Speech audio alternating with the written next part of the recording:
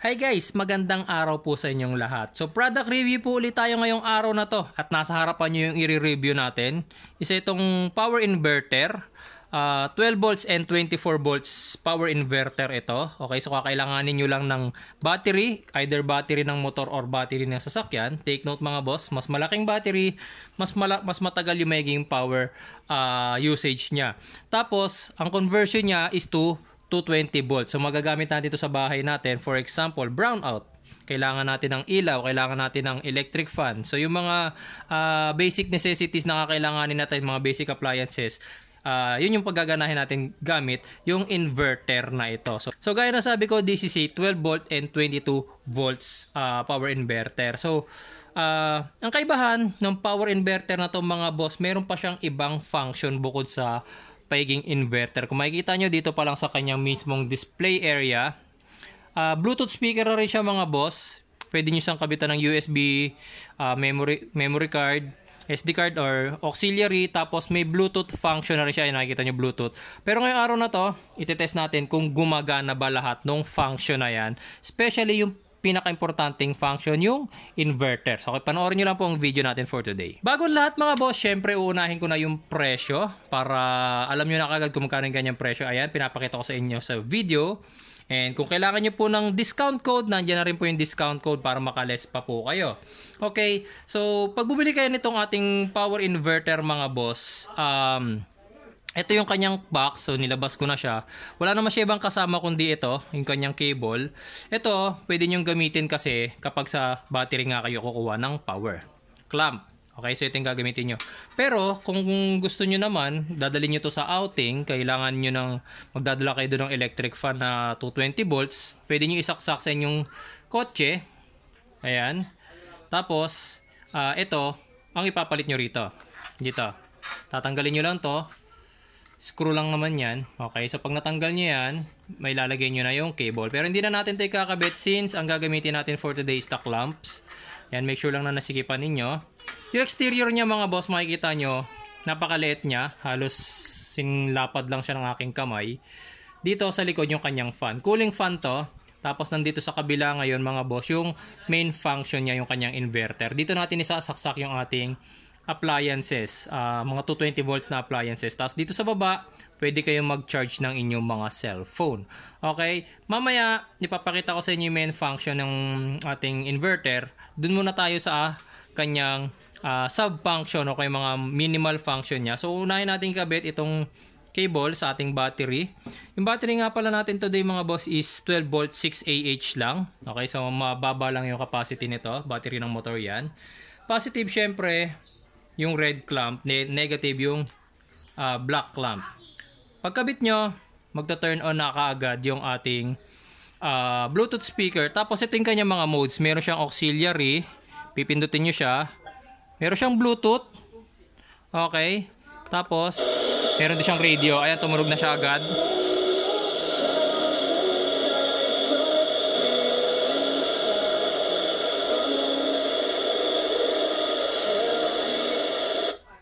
Ayan. Kapag gusto nyo mag-search ng ibang station, ayan. Okay. So, nagsisearch siya ng mga stations. Okay. Yan. Yan yung pinakamalakas na sounds niya mga boss. Okay, so stop na natin. Yan. Auxiliary. Ito very common to yung ginagamitan ng cable para isaksak dito. Pero actually hindi na siya masyadong gamitin ngayon kasi nga since may Bluetooth function ito. Ayan, Bluetooth function. Then syempre kailangan nyo lang naman ng cellphone. Ko-connect lang tayo. Ito siguro siya JQBT.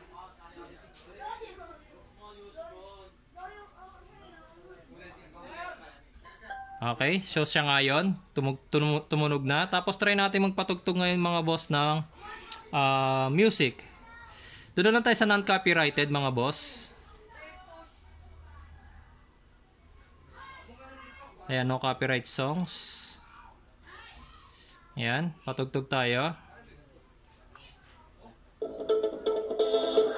Ayan.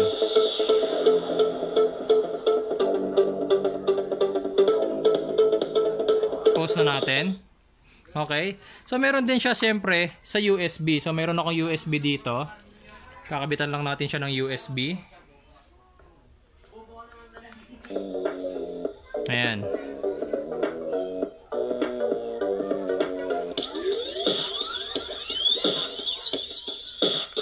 Wala nga lang siyang remote mga boss. Dito siya sa pipindutin kung gusto nyo ilipat. Tapos yung volume, didiinan nyo lang para malipat-lipat siya. Okay?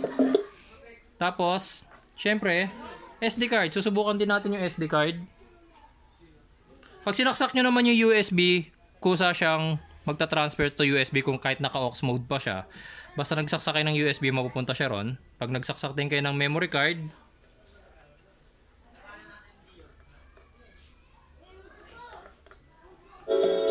yan. Pagkasaksak pa lang ng memory card, nag-play ka agad siya, di ba? Okay.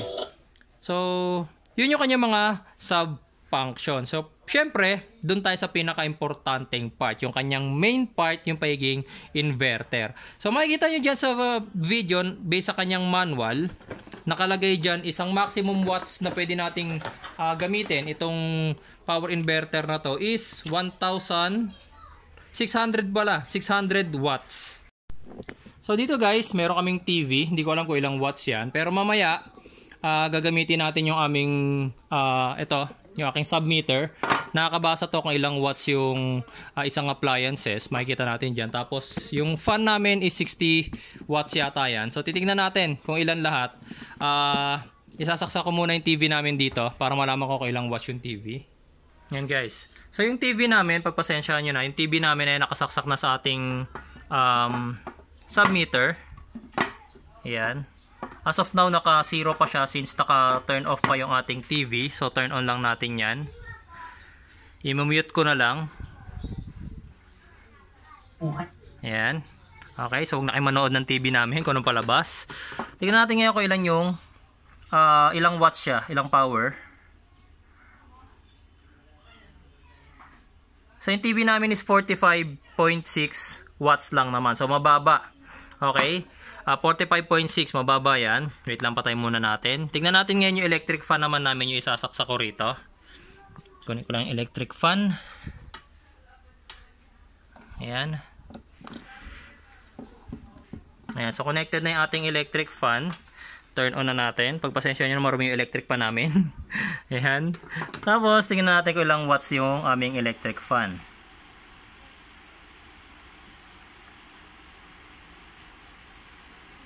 52.8 watts. Okay, so kahit pagsamahin mo yung TV namin, tsaka yung electric fan, so wala pa silang 100 watts. So dapat kakayanin siya ng ating inverter. Okay, so as of now, nakasaksak pa kasi yung aking submeter dun sa aming wall outlet. So ililipat ko yung submeter dito sa ating inverter. Ready na yung ating submeter, nakakonekta na rito sa ating inverter. Ayan. Ayan, so hindi na yan naka-hidden sa inyo. Yung TV namin nakasaksak na.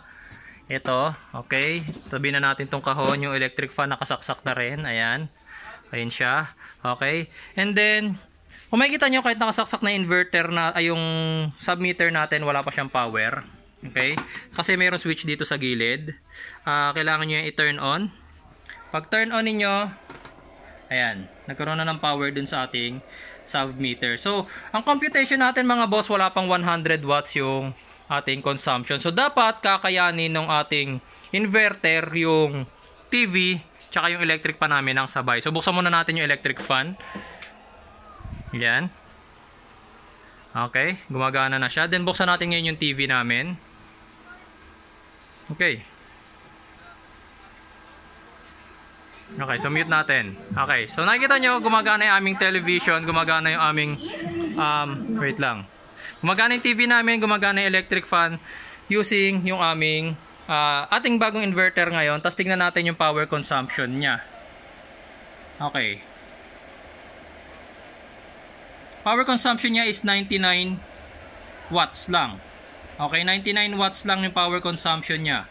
Yung voltage natin bumababa na, naging 209 volts na lang kasi masyadong mahina yung ating battery. Ngayon kung gagamit kayo ng battery ng sasakyan, much better kasi mas mataas yung amperahe nun. Okay? So mas matagal ninyong gagamitin yung electric component, syempre mas madedrain yan. So, mas malaki yung battery, mas matagal nyo ring magagamit. Okay? So, kapag ka brown out, napaka-useful nito mga boss. Hindi nyo kailangan ng TV, kailangan nyo syempre electric fan tsaka ilaw. Okay? Tapos, another feature, pwede pa kayong mag-sounds dito. Diba? Try nga natin. O, diba? Gumagana yung ating... Oops. Copyright. Gumagana yung ating sounds kahit nagsusupply siya ng power dun sa ating television tsaka sa ating electric fan. Okay? Another useful info mga boss. Dito mismo galing sa kanyang manual. So, gaano nga ba katagal magagamit yung ganito kaliit na battery? 6Ah battery lang yan. So, meron dito sa manual nakalagay, for example, 12 volts, 60 amperes ang gamit mo. Tapos, ang kuryenteng paggagamitan is yung bulb mo na 100 watts. Okay? So, tatagal lang daw yung paggamit niya for 5 hours. Okay? Pero, 60 amperes yon. Ang problema, 6 amperes ito. So, kung 5 hours, sabihin na natin na mga 5 times 60 is 300 minutes. Okay? So, yung gatong 6 amperes na battery, 30 minutes mo lang magagamit yung 100 watts na bulb. Take note mga boss, yung 100 watts na bulb, malakas ang consumption nun. Yung TV na ginamit natin tsaka yung electric fan, wala pa silang 100 watts. Kung sabay nyo silang gagamitin, yung ganitong battery, 30 minutes, drain na siya. Okay? 30 minutes lang po. Pero kung wise kayong gumamit, electric fan lang ang gagamitin ninyo, mas matagal yung magiging buhay. Okay? So, sa mga nagustuhan yung ating product review for today mga boss, lalagay ko na lang po yung kanyang product link dyan sa video description and sa pin comments mga boss. Huwag nyo kalimutan, discount code para makaless po kayo. Salamat po sa inyong panonood at kita-kita po tayo sa next product review ni Jeep Doctor.